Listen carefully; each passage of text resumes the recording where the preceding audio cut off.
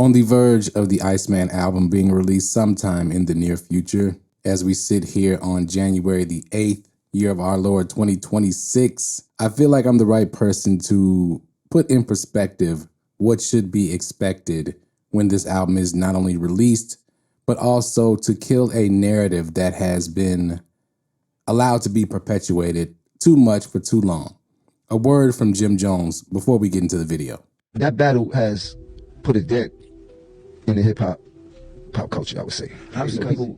People or the media got what they always want, was two powerful people going up against each other, and somebody got to be the winner, somebody got to be the loser. Now, the aftershock of that is now, none of these dudes that were battling are putting out any music right now. We haven't heard no music from none of them in how long? And this is the music that we've really been listening to for the past 10 years straight, which Drake had the tempo of this motherfucking knocking, and it's a lot of that missing and shit like that from I need some more Drake music. This is what I'm trying to say. You did? Nigga, man. That's why we got what they want, and this is where we at. We had a dry spell right now. Right? Go outside is no vibe. Kendrick never provided the vibe inside the spots that we had every night, back and forth. But he ain't the guy that provides the vibe that we go outside to. Now, yo, put the guy that provides the vibe that we go outside to, and he decides to stay inside. And he's so rich, and he don't have to come outside ever again. And just... Now, I'm going to put it very simply in response to what was said there. It is not anybody's fault. It's not the media's fault. It's not hip hop's fault. It's not the record company's fault. It is only the fault of Drake and his fans as to why his career and the career of so many fake musicians and fake rappers and fake artists who do not and did not ever really have any talent are struggling. I'm going to go through this one time, very meticulously, very fairly. Let's get into it.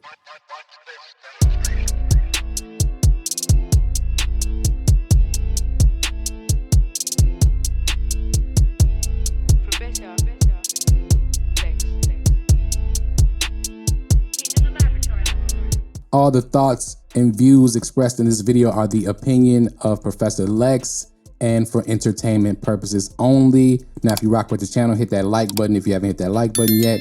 And if you're on mobile, swipe left on the comments and hit that hype button for me. So the Drake album could be dropping sooner rather than later. The Iceman album that he did all this promo for last year, that the OV hoes have been waiting for. Many hip hop fans have been waiting for as well. I'm going to be fair. Am I waiting for it? Not really, because I don't think it will. I think we've gotten an Iceman album already, and I'm going to go through that in the video. Now, shout out to Crumble Colonizer on Twitter, because she is the reason I am doing this video, because I didn't see this clip from Jim Jones and Conway. I thought I had ran across it, but I didn't really listen to it. And them complaining about the hip hop needing Drake, right? Another group of quote unquote old heads complaining about hip hop needing Drake. It's very weird to me that this narrative keeps being perpetuated as though Drake has been, I don't know, handicapped in some way or not allowed to release music. Or, okay, we know that there is a long list of music, as you can see on the screen here. I shortened it down a little bit because I want to be fair when I do this assessment of what has happened since the battle and what the reality is of what is going on with Aubrey Graham's career post-battle. Okay, it is very simple. First of all, shout out to Crumble Colonizer on Twitter, because she gave me one of the laughs of the century for me personally by calling this OV-hole young lady here a casket-ready-faced B-word, which had me on the floor, I'm not gonna lie. And I'm gonna play a little bit of the OV-hole delusion, right? From this young lady. I'm not sure of her name, but I've seen her videos before. She's very staunch in her support, quote unquote support, alleged support of Drake's career. And I'm going to talk about what the problem is with these types of people and these types of videos, whether it be through posts on TikTok, Instagram, YouTube, etc., and also posts on social media, Twitter, mostly, and the like, and why that's not helping at all. But let's play some words from her just a little bit. Drake is not working with typical hip hop artists that much these days. I mean, of course, he's giving out features to 21 Savage, which, by the way, Mr. Weekoop slaps. Y'all are haters. I love that song. It's a cute, fun song. Anyway, of course, he's giving out features to like him, maybe Lotto, Sexy Red, here and there. But Drake's not giving features to people like Future or Lil Baby or Rick Ross. These are guys that we have watched this man over the years make hit after hit after hit after hit with, and some for, because let's not talk about how a lot of those songs were Drake songs and they got on Drake's song and then Drake let them release the song as their song. We ain't even got to talk about that. So when Jim Jones says they killed the vibe, I feel like he's saying they killed our opportunity to get great features like Sicko Mode, Look Alive, Aston Martin Music, Going Bad, No Guidance, Effing Problems, which basically made someone's career. I mean, when he says they killed the vibe, he's probably talking about Life is Good, No Lie, No Lie, No Lie, No Lie, yeah. That was a vibe. Like, that was the streets when it was out. You heard it everywhere. You heard it at clubs. You heard it at restaurants. You heard it as you're walking or driving down the street. It was everywhere. Now, most of what she had to say was nonsense, right? And one of the problem with Drake and his fan base is that during the battle and post-battle, Drake's fan base showed themselves to just be people who tried to clout chase off of liking Drake. They don't really care about the music. His music doesn't have a lot of messaging, but they don't care about the messaging of the music. They don't really support the music for the music, or they don't support Drake for his music. They support Drake for being popular. And that's the issue, is that he's no longer seen by the average fan as the popular choice because of the character flaws that were presented in the battle, right? But they did try, right? Many of powerful influencer did try to salvage Drake's career post-battle, right? This video on the screen. Remember when Drake and Lil Yachty released Super Soak? Did we forget about Super Soak? That was supposed to be a big deal, right? They had even a little drama behind it and everything. They had everything you needed to make a song pop, except for the song being good. Remember Kai Cenat, as you see on the screen, pretending to love the song and bouncing all around to it? Okay, the song was mid. Extremely. Okay, C-. I would give it. All right, it wasn't really a good song. But because Drake was trying to recover from the battle, I think they released a mid record in hoping that it would connect too soon after the battle, right? Because what people aren't really coming to grips with is that what Kendrick did during the battle and what the rest of the fans did and people did, as the internet will do post-battle, is revealed that this is really who Drake is, because they showed, as in Meet the Grams, Kendrick kind of laid it out for you, and in Euphoria as well, and in Not Like Us. Well, all the battle songs, okay? He laid it out that this is who this person really is. Roll the clip of the real Drake. Like, kind of funky and weird. The guys at our school, instead of addressing people like the group, like saying like, what are you guys doing? Say man's like you. It's really weird. Yeah, so man's like you are going to that, and then this means like the group. Crew. That's interesting. It's not, it's really ignorant. So when Kendrick Lamar says there's no accents you could sell me, right? And then you hear Drake, a young Aubrey Graham, criticizing the culture and the accents and the persona of the people he would later take on and profit off of, right? Or the cultural mores he would later take on and profit off of. When people see that, they can't unsee it, right? Videos like this permeated the internet all 2020 through 2024 and 2025 since, all right? So it's not anybody turning against Drake. It's not that Drake is needed. It's that Drake was a fraud, and that was highlighted, okay? As many of the other rappers that Drake supported, that the young lady named, okay, Casket Face. She named a lot of rappers that are also frauds, some of them, right? And that was highlighted as well after Drake lost the battle, okay? Because there was a spotlight on them now. They weren't just background music. They weren't just elevator music or music to shop to, as Mos Def Yasin Bey so accurately pointed out, right? But let's look at some of these other records on here, right? On this list. Now, she said something about features in that little clip that I played, right? There's 14 features on here that Drake has featured with other artists since the battle. And there may be more. Now, I'm gonna be fair. I'm not even gonna count the whole Party Next Door album, because like I said, when I reviewed the album, if it don't work, they're gonna blame it on Party Next Door. That's exactly what happened. That's fine, right? But we got Sexy Red up here, You My Everything, okay?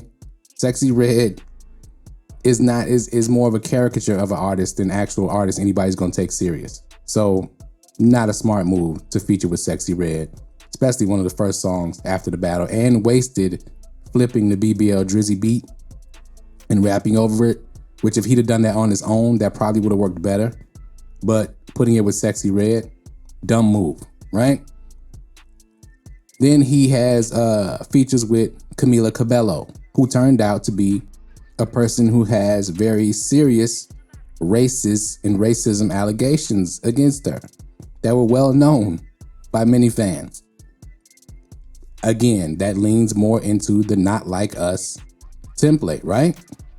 And all the allegations that Kendrick, or some of the allegations that Kendrick alleged against him, and who he really is, that this is a fake actor, right? The famous actor we once knew was looking paranoid, now spiraling. And to do to pick this young lady to do a feature with, a couple features with, I believe, shows a different kind of intent, right? Then they leaked the Buffalo Freestyle, Benny the Butcher. Didn't work, right? Then he tries to lean into the OVO artists.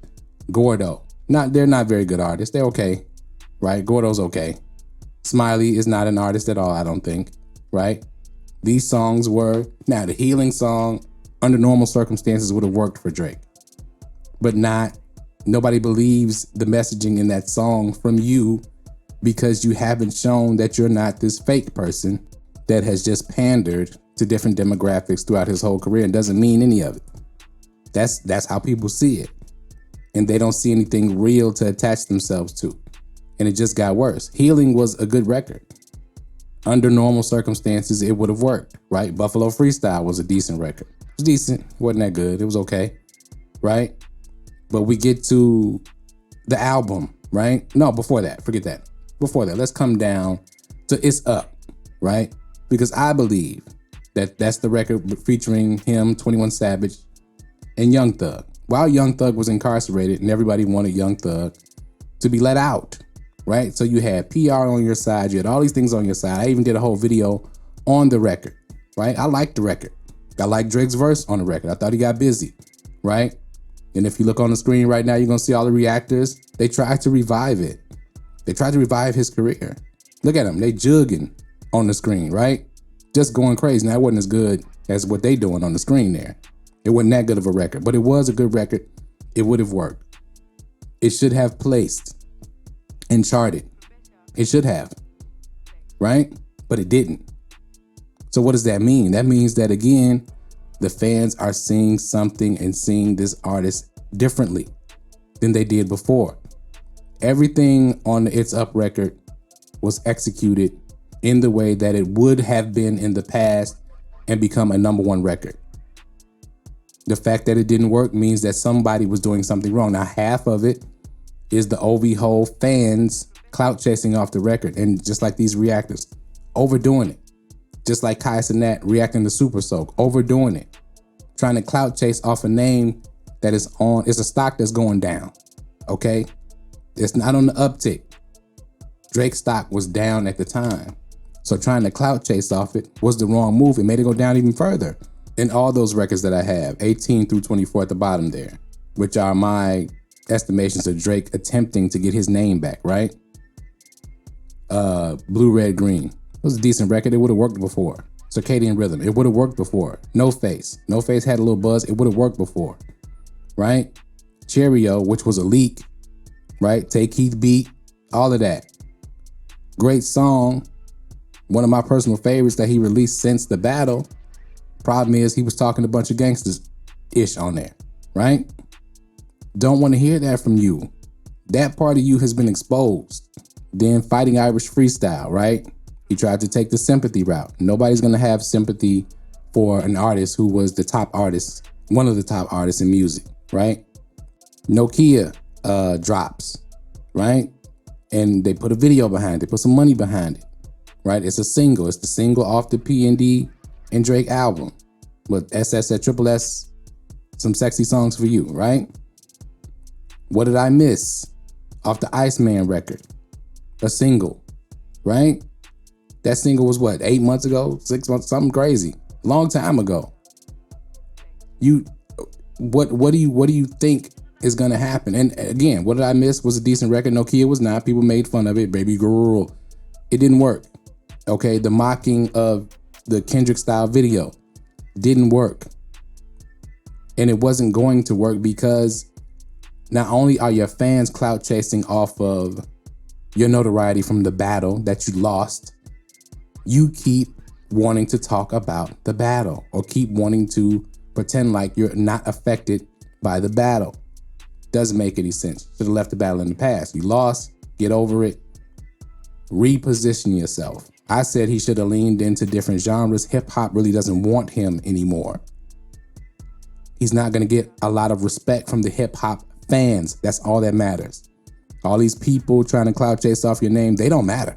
And I know you OV hoes are gonna come in the comments and say you're one of the main ones. No, I'm one of the main ones who don't wanna see a fake like this in our culture ever again. So I'm gonna highlight every step that I can so that we can recognize when people are trying to do this, when the industry is trying to push a person like this to disrupt progress in our culture.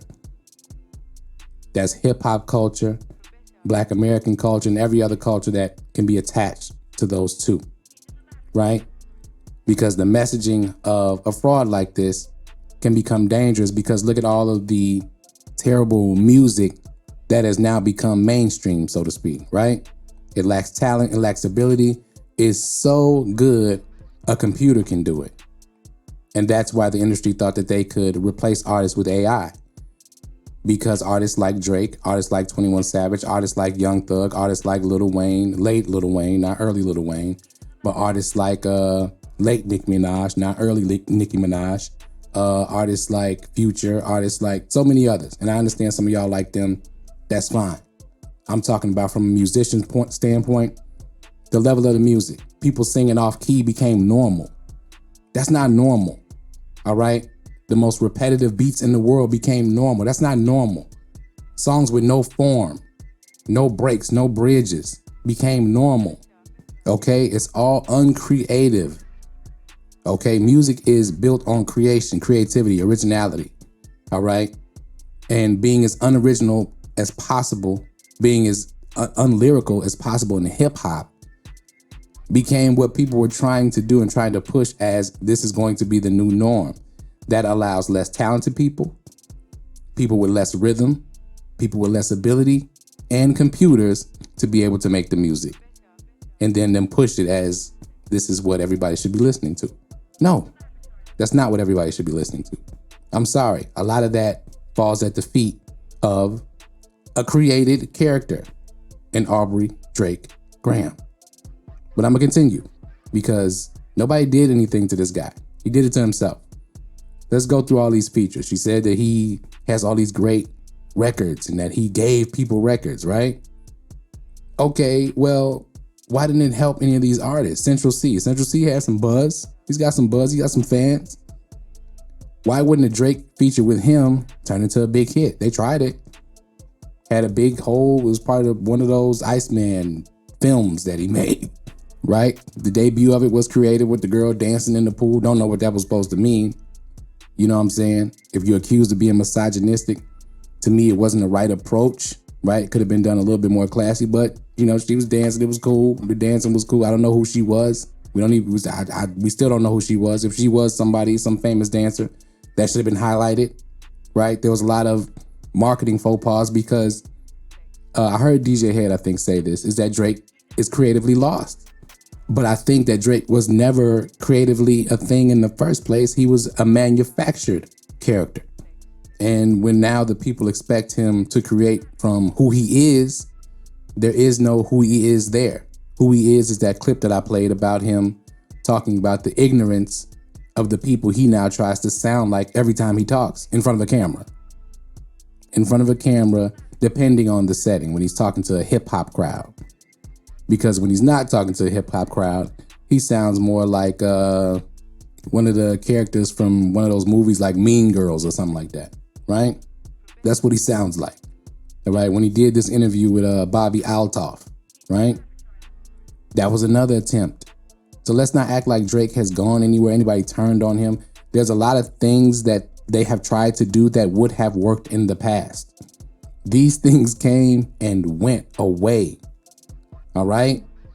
Look at he got a Mexican record on here, Moto Capone with Chino Pacas, right? Mr. Recoup, 21 Savage, that just dropped. Garbage. Was not a good song at all. Doesn't know what to do, right?